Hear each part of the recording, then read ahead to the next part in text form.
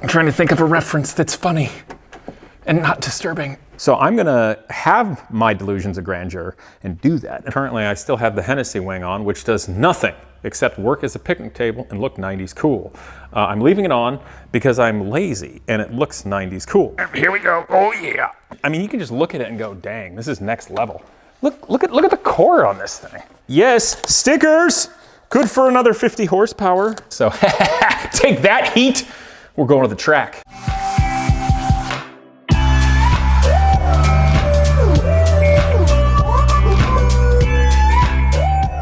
We are back with the Dodge Viper GTS track build and going to solve the car's biggest problem, and that was simply cooling. These cars stock had a radiator that literally was missing a core. Why they didn't at Dodge put them in, cost savings, green counters, I can't stand that. The car's never cooled, and you could only drive it maybe a lap on the track before the water temperature was up too high. So that's not gonna work clearly. So I have to get something that will work. Check this out. Obviously I got this from PWR Advanced Cooling Radiators. They're in Indianapolis, Indiana. That's the company formerly known as CNR. Now that's important because if you, like me, love historic and incredible racing cars going back, and you look and see pictures of the engine bays open and whatnot, and look at the radiators, you'll see that CNR on so many amazing cars of the past. And that's a reason for that. This company's awesome.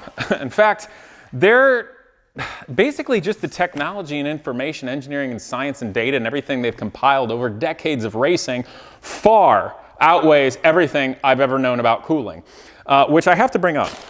I'm relatively smart with building cars, but they just blow me away with this. I'm like, well, I probably need something made out of aluminum that fits and is thicker. Yeah, the rabbit hole goes a lot deeper than that. So right here is actually the oil cooler. I had that made in the front now.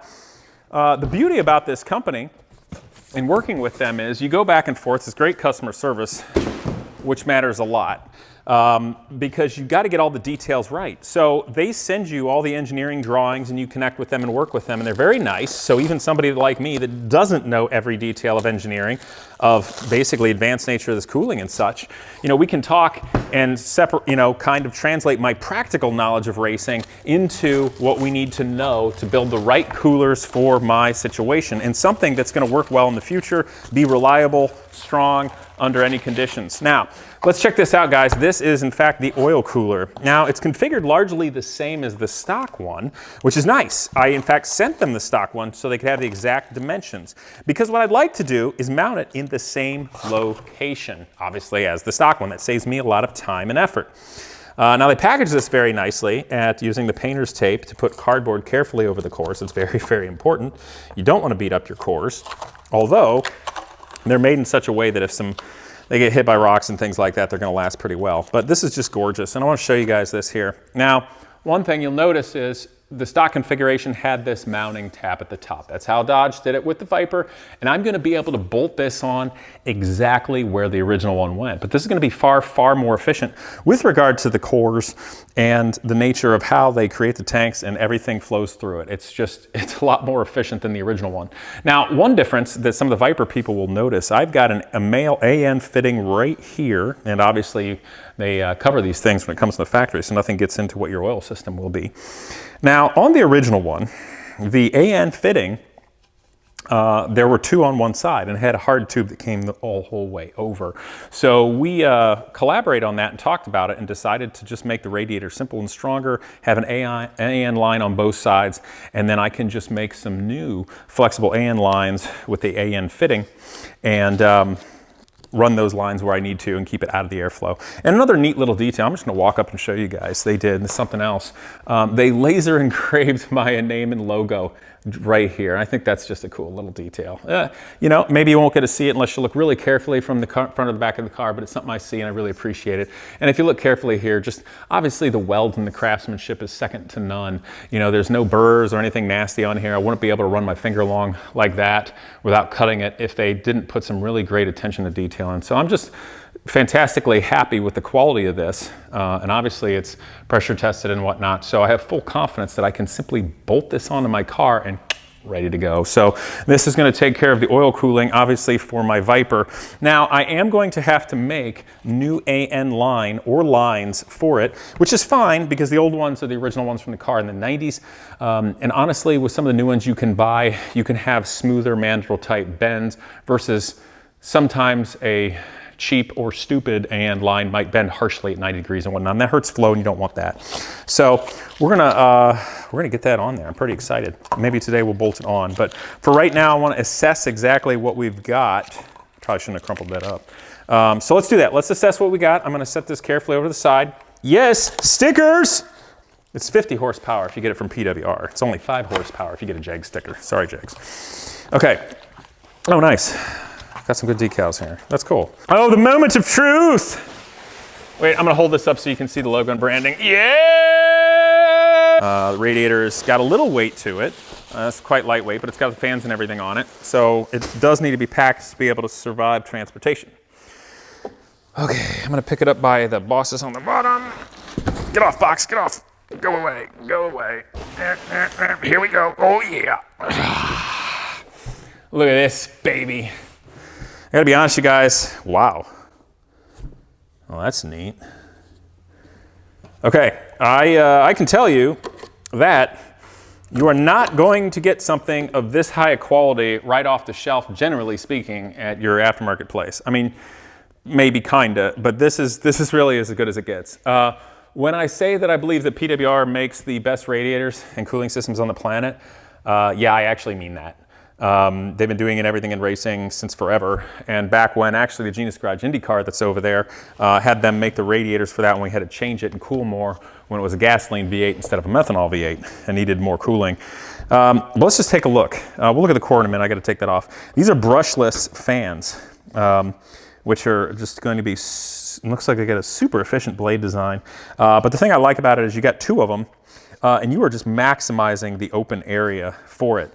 Also, you'll see that the shroud here that they made is beautifully bent up and matched and using nice Allen button top hardware to go on. So it's all nice and smooth. And the other thing, and I'm going to come walk this over so you guys can see the details. The higher temperature closed cell foam that you may be able to see here in the seam, all that's made up so that, and this is upside down, but as the air comes in the other side, which you can't see, but you will in a minute, nothing can really escape, so to speak. So when these fans are running and creating a low pressure on the back side, it's going to draw all of the air through the radiator core and none through, say, like the cracks of the shrouding to make it just super duper efficient. So really, really excited about that. Obviously, you can see the pipes that go in and out, going with kind of a standard rolled lip that use a hose clamp. The Viper already has nice silicone hoses in it that I will reuse. But you notice here on the bottom, it's got these pins that are very strongly welded on. They were even kind enough to put a rubber bushing here, and that meets up to the stock location in the Dodge Viper frame. So that'll be really nice, and it's got the correct width and all. So we're gonna be set up really well there. You'll also notice, and I think this is just a really nice touch, I really appreciate it. You can see here at the top, you can see it's Casey Pooch Channel, what up? By PWR. I think that's really, really nice and neat. Just shows you all the attention to detail. And then there's also, they were kind enough here, if you can see, do you see that little hole with the 2 flush mounted rivets done real nice? Well, there's another one over here, and that's a place, I believe, where the radiator bolts into the stock location. So with a little luck, and assuming that I did a good job at verifying the engineering drawings and such, this will bolt in exactly to the stock location of the Viper shrouding and the framework that holds the radiator. And so, you know, really right now, there's no good reason for me to take the protective covering off the core. And normally, if I was going to fit this, I just kind of put it in, lower it in carefully with that on. And that's what I will do. But I want to be able to show you guys this core. And the reason being is, you know, I'll be honest, like, ever since I've been building cars, I don't really have any money. So you have to find the most effective way to have the biggest bang for your buck. And the key word is value, okay? So when I was younger, I might have to try to make something work. So I saw a lot of stuff that was less than ideal. Now, The reason why for the Viper and also Genius Garage IndyCar I went with this company is because what they make is just so unbelievably good. I know that it's going to work forever and cool, better than anything I possibly imagined. And honestly, I'm looking at this right now, you guys, and like, holy crap. Like, darn it, I wish I had the stock one here for you right now. Unfortunately, I don't, but I want to show you the cores on this. They're just so darn efficient. I mean, you can just look at it and go, dang, this is next level. Look at the core on this thing. I mean, look at those guys. They're fine and tight together, and just the fabrication. Like, I don't know if you can see where the cores go in up here. This is just so beautifully constructed. It's amazing. Honestly, this radiator's nicer than my whole car. I shouldn't say that about the car. I'm sorry, Goose.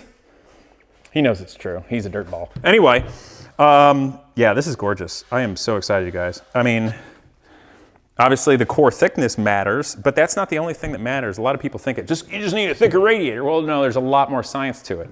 So for instance, when we were talking about this, one of the things was, am I only going to track it or am I driving on the street? You know, what am I gonna do? Am I doing like pulley, reduction type pulleys on the water pump?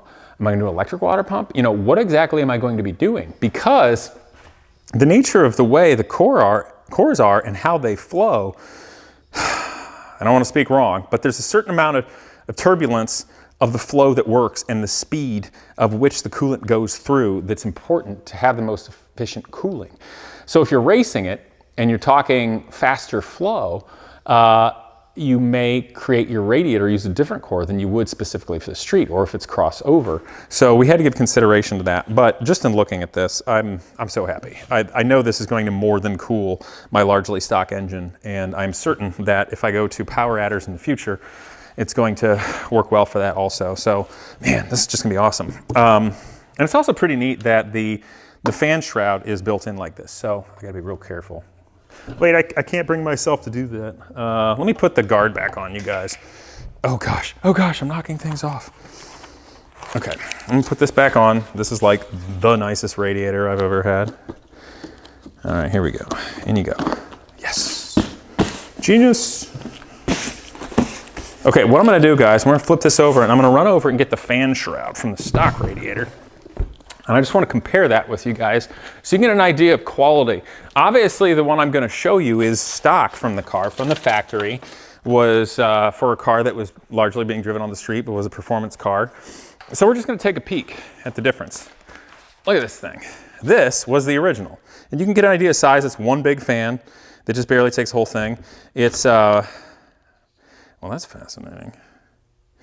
If I'm not mistaken, this was a 2-speed fan. And it had 3 wires going to it, which is kind of funky. And you send power to multiple ones originally, whereas brushless. Now the other thing about this shroud is it's got open areas here to where, you know, hypothetically, it doesn't have to flow all the air through the fan area. But this one fit real tight to the original core, the stock one. So my gut feeling is the reason the original one had these openings here and here was since this fits so tight to the core, they had to make this basically consolidate, compromise so that air flowing through could just go straight out because it'd be too much for it to bend to get out right there. And then when the fan was pulling the air on the original one, kind of didn't matter as much. And then this would work as like a one-way valve and hold closed and let it suck. But obviously, especially with age and being cheap, the original one and flexible and crummy, there's a lot of inefficiencies. But this might be a half-decent upgrade for my 92 first-gen Viper, which is over there, just to throw it on. But it cools fine for the street, so I may leave it for now. But that's the way to go right there. And obviously, even if you're only running the car on the street, you ain't never gonna have a cooling problem again with this. So let's go over to Viper and test fit.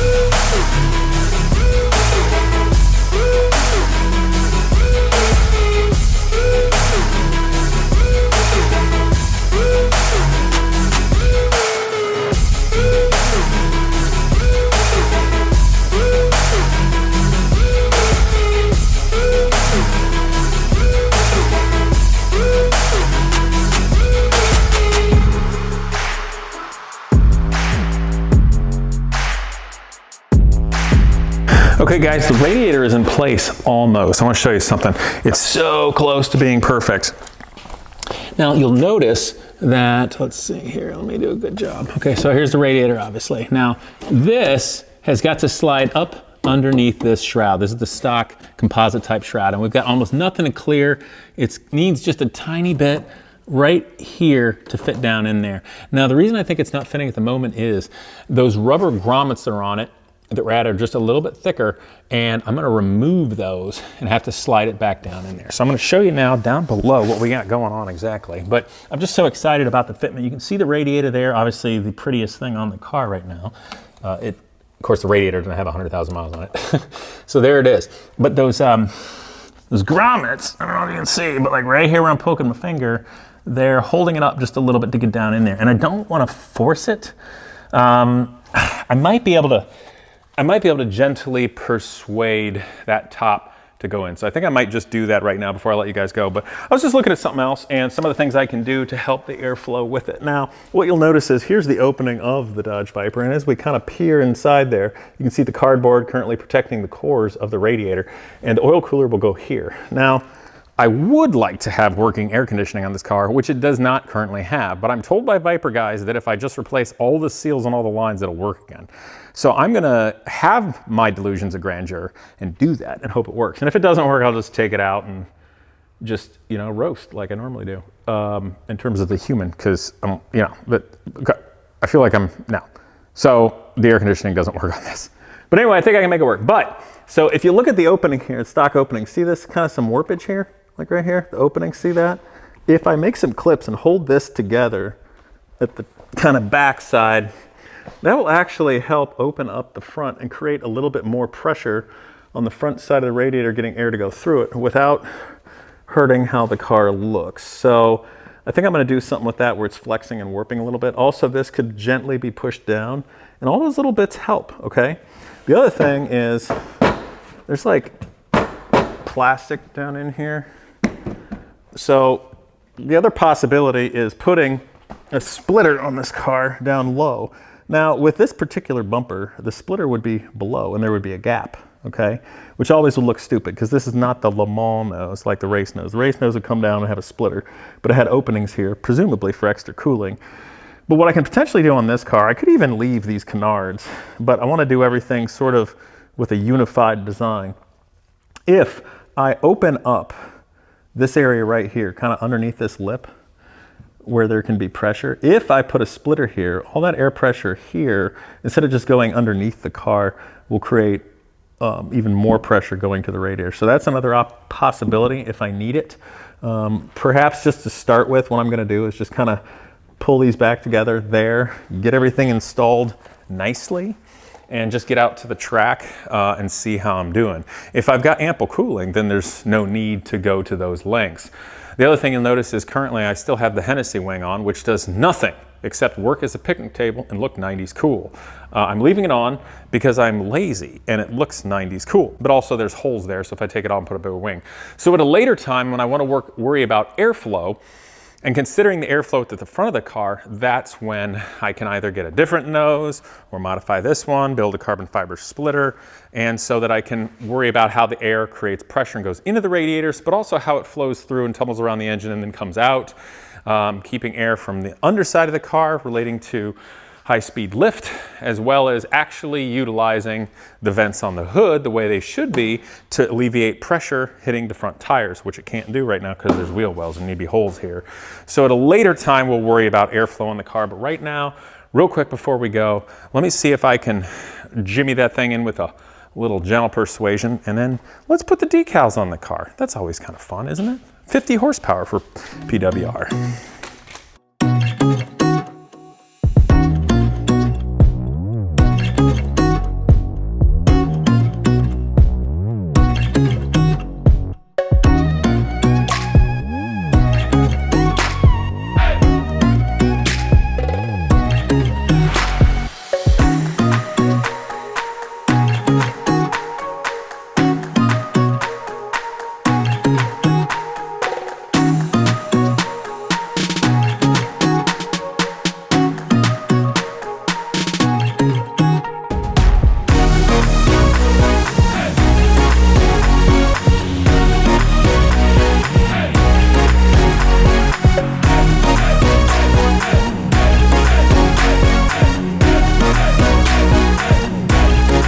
Okay, guys. Well, I got the oil lines here. I want to show you the old ones.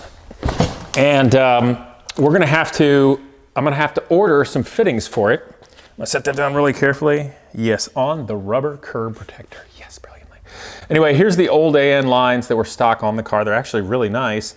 They do have steel fittings that are permanently crimped to the braided hose. Now, they're not going to work for this because I had the AN males coming out in a different location. So at the very least, one would have to be a lot longer. So I'm gonna use this as an opportunity to make brand new ones. So that's no big deal. So I need to order those. But you will see on this one that it was like twisted and crimped. You can see that, not necessarily from the factory, but maybe sometime it got worked on or something pushed.